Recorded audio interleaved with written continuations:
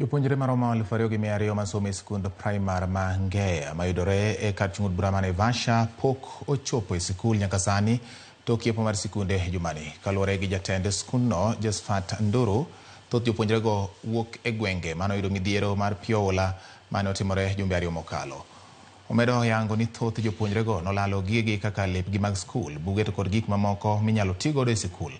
Mano mapod mono gichopo e skul nyaka sani. Jatend skundno bende oyango ni odiechieng' mar 3 nyaka ne yepi tuo mar paro kata dang'ni mag paro osefwenyore kuom thoth jopuonjrego moloyo to mago mane okwak kod masiche mag pioula. Ne okwayo sirikal mondo oket okenge mag konyo jogo mani kod dang'ni mag paro mondo mi oriwre kanyachiel gi jopuonjre mar mondo ging'e kata giket ayanga weche mag dang'ni magin godo e kindeni mawinjo bed ni gin e skul.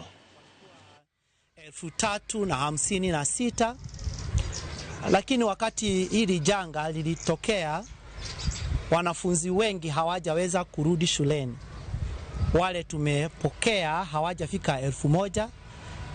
Jana walikuwa wamefika 800. Kwa hivyo ni watoto wengi hawajarudi shuleni. Tunajua wameathirika kwa sababu wengi wao, ndugu zao, wazazi wao waliangamia kwa maji.